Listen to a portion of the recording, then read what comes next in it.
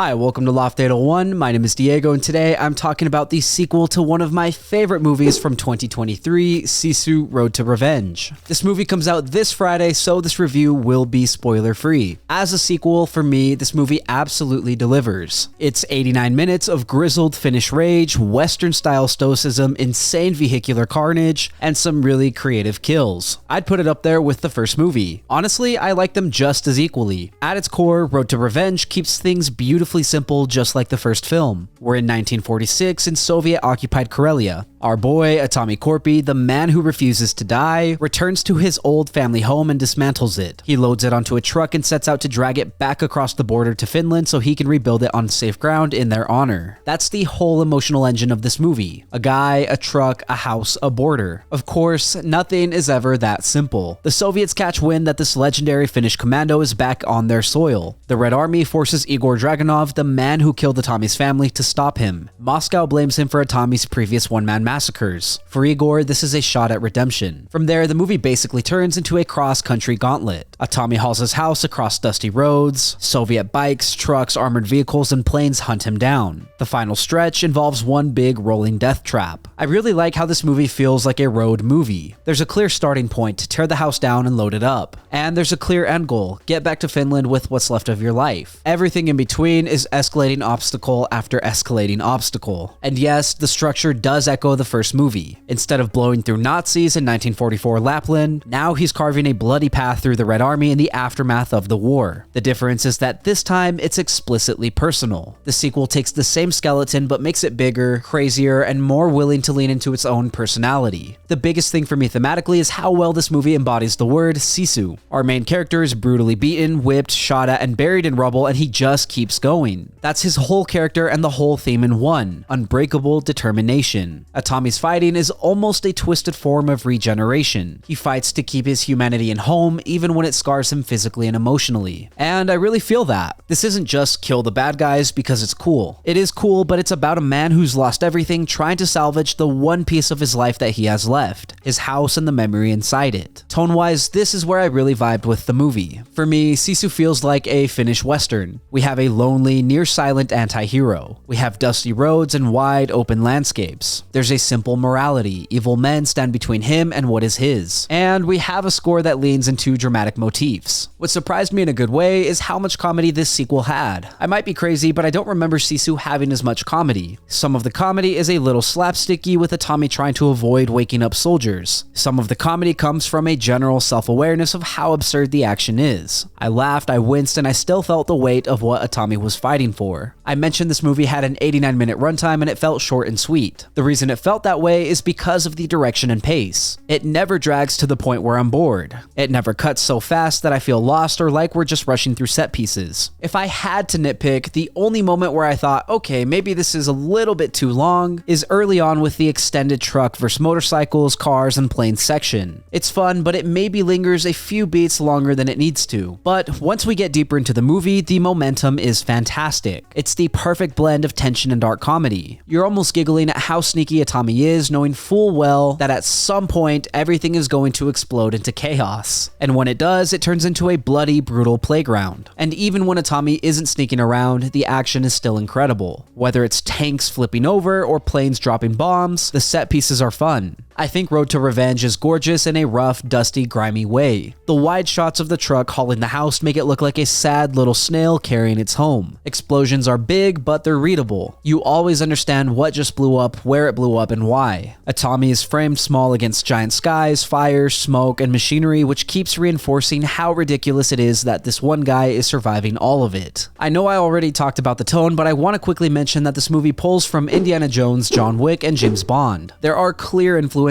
from these movies. There's also a neat callback to the first film with a pickaxe. It's the kind of continuity that makes this feel like a real franchise, even if it's just two movies. For a movie like this, the story, the action, and the drama are completely sold by the actors. Jormatommila continues to be absolutely perfect as Atami. He's grizzled, chiseled, and has this steely, icy look that just screams, "Do not mess with this man." He never utters a word, but his body language and eyes communicate everything: pain, rage, stubbornness, and and even some I'm too old for this vibes. Jorma is the perfect actor for this gory, silent film. Equally at place in this world is Stephenlang as Igor Dragunov. Visually, I think he looks incredible in this movie. He's also hardened, weathered, and absolutely believable as a man who's seen and done terrible things. I'll be honest, his Russian accent threw me off at first. It's a little weird hearing Lang talk that way, but the more he talked, the more it kind of worked. He has that gravelly authority, and he feels like a strong counterweight to Aatami's silence. Lang is the quintessential bad guy. My only real complaint with him is structural. Igor never really fights Aatami head on until the climax. There were lots of moments where they could have easily clashed, but this movie purposely saved their fight until the end. I think some earlier clashes with Igor beating Aatami would have made their final fight a little bit more dramatic, and it would have aligned better with the definition of Sisu. That said, the final showdown is satisfying and brutal, so I'm not upset, I'm just offering my 2 cents. The score is a huge reason for why I kept thinking this feels like a western. The music is powerful, dramatic, and surprisingly emotional. Instead of going full generic modern action, the score leans into heavy pounding rhythms during chases, tense minimal cues when Aatami's sneaking around, and almost mournful themes tied to his house and memories. All in all, the movie reinforces the lone gunslinger archetype, making Aatami feel mythic and legendary. So I have zero complaints about the score.